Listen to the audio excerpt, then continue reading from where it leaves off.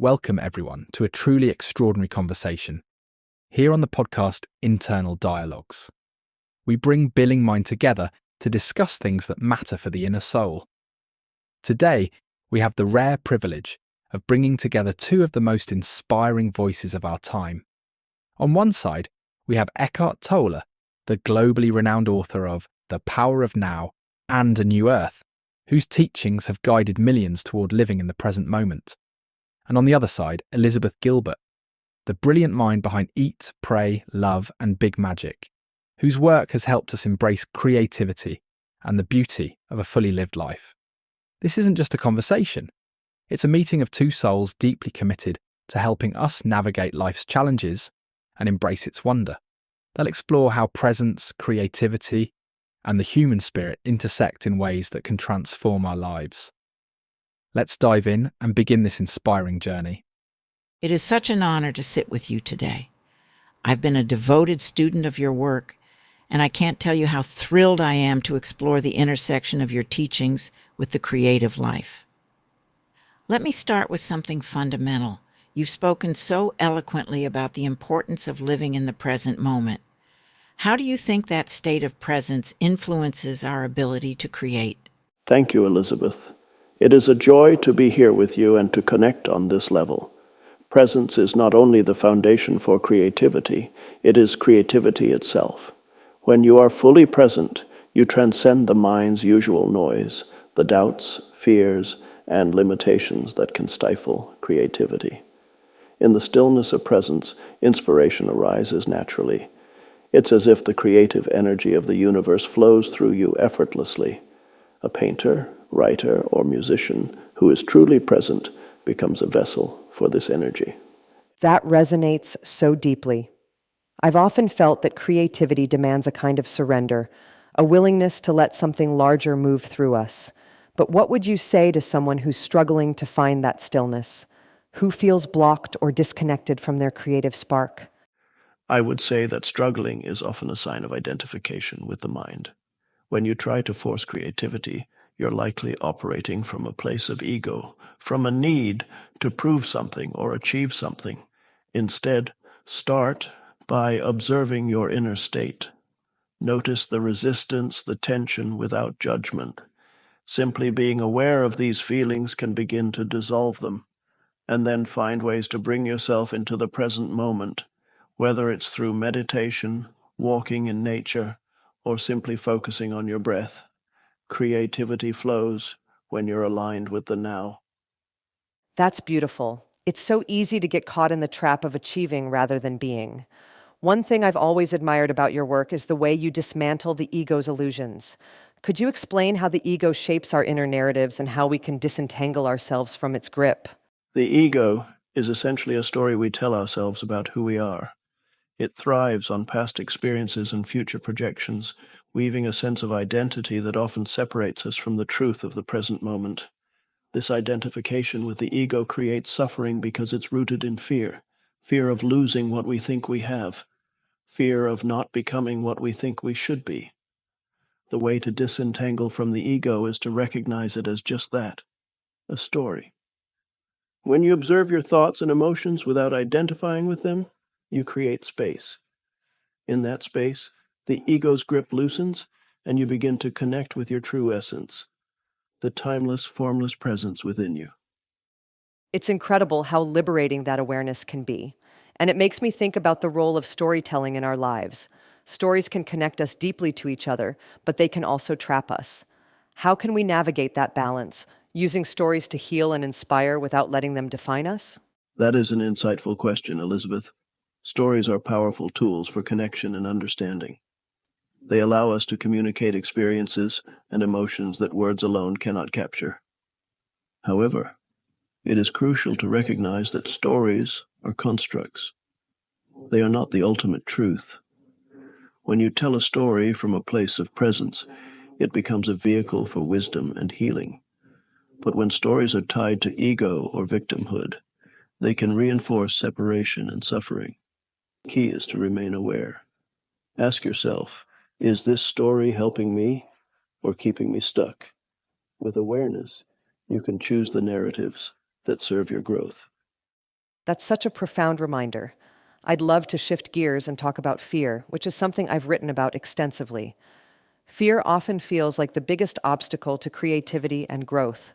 How do you suggest we work with fear rather than against it? Fear is a natural response, but it often arises from the mind's projections into the future.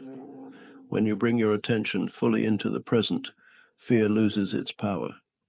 For example, if you feel anxious about an upcoming project, ask yourself, is there anything I need to do in this moment?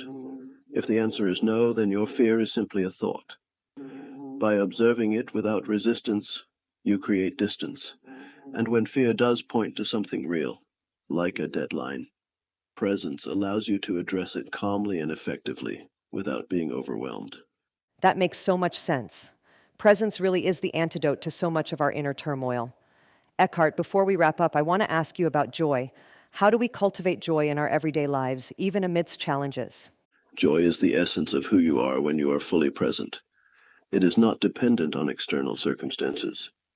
Even amidst challenges, you can find joy in the simple act of being, in a deep breath, in the beauty of sunlight, in the stillness of a moment.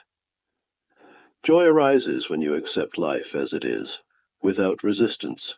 It's not something you need to chase. It's already within you, waiting to be uncovered. That's such a powerful truth. Thank you, Eckhart, for sharing your wisdom with us today. It has been an honor and a privilege to hold this space with you. Elizabeth, thank you for sharing so beautifully about your creative journey. Your perspective on collaboration with the muse and the liberation from perfection has inspired so many. I'd like to explore this further with you. Perhaps we can uncover even deeper layers together. Your TED Talk reframed creativity for so many, liberating them from the weight of perfection. Do you recall the moment when you first realized this shift in your own thinking, when you stopped seeing creativity as solely yours and instead as something more collaborative? What brought you to that understanding? The realization came during one of the darkest times of my life, after the success of Eat, Pray, Love. You'd think such success would bring nothing but joy, but it brought fear, crippling fear of never being able to replicate it. In that moment of despair, I remembered the stories of ancient Greek and Roman artists who saw creativity as a kind of divine entity, a muse or a genius that existed outside of them. It wasn't all on their shoulders. That gave me permission to let go of control and trust the process. It felt like setting a heavy burden down and saying, okay, muse, let's do this together. Trust in the unseen. What a profound surrender. And yet, there must still be moments when inspiration feels elusive. How do you personally navigate those times? Do you have practices or rituals that anchor you when the muse feels distant? Absolutely. There are those days when the muse seems to be on an extended vacation. For me, the key is showing up anyway. I have a simple ritual. I sit at my desk at the same time every morning, whether I feel inspired or not. Some days, nothing comes, and that's okay. I consider it part of the apprenticeship of creativity. I also turn to movement, walking, gardening, or even just pacing.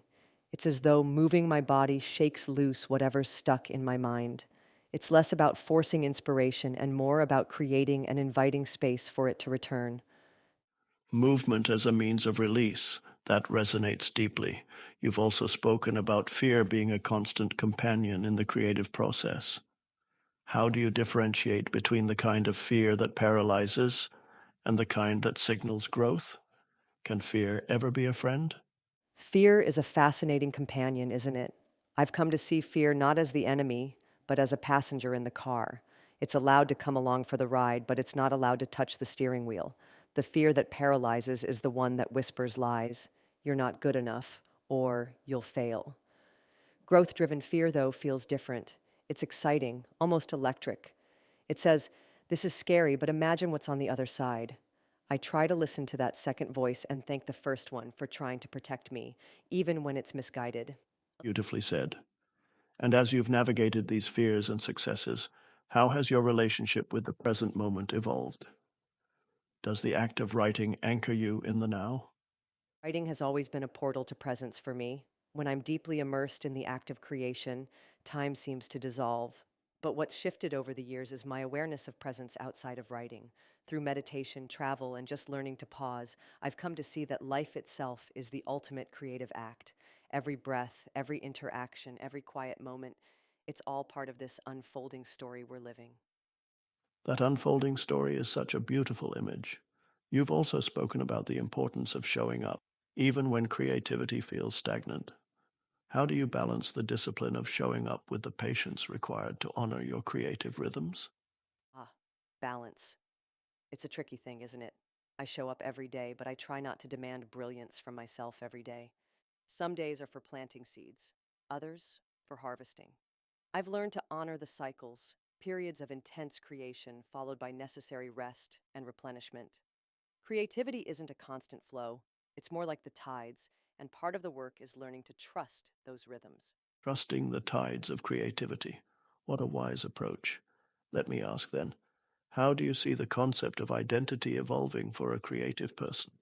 Does identifying too strongly as a writer or artist sometimes limit one's creative potential? That's such a profound question, Eckhart. I think identity can be both liberating and limiting. When I first started writing, calling myself a writer felt empowering. It was a declaration of who I wanted to be. But over time, I've come to see myself as more than just a writer. Creativity flows through many channels, whether it's cooking, gardening, or having a meaningful conversation. When we cling too tightly to one label, we risk shutting ourselves off from those other avenues of expression. Labels can indeed become barriers. In today's world, where instant feedback and criticism are so prevalent, how do you stay connected to the purity of your creative process without being overly influenced by external voices? It's a challenge, no doubt. Social media has amplified the noise, but I've found solace in setting boundaries. I create in solitude and share only when I feel ready. I remind myself that the work itself is the reward, not the likes or applause. Staying connected to that intrinsic joy of creation helps me keep external opinions in perspective. Wise boundaries indeed. Over the years, how has your why for creating evolved? What drives you to keep sharing your gifts with the world? My why has shifted from proving myself to serving others. Early on, I wrote to feel seen and validated. Now I write because I believe stories have the power to heal, connect, and transform. My joy comes from knowing that something I've created has touched someone's life in a meaningful way. That is such a profound purpose. Let me end with this. As we sit here together, sharing these insights, what message feels most urgent to share with the world right now about creativity, life, or the art of simply being? I would say this: be gentle with yourself. The world is loud and demanding, but your inner life deserves your attention. Create not to prove, but to explore. Live not to achieve, but to experience. And trust that the beauty you seek is already within you, waiting to be expressed. Thank you, Eckhart Tolle and Elizabeth Gilbert, for such an enlightening and heartfelt conversation. To our listeners, we hope you found inspiration and practical tools to bring more presence, creativity, and joy into your life. Don't forget to subscribe to more transformative discussions. And remember, every moment is an opportunity to live fully. Until next time, stay curious and stay present.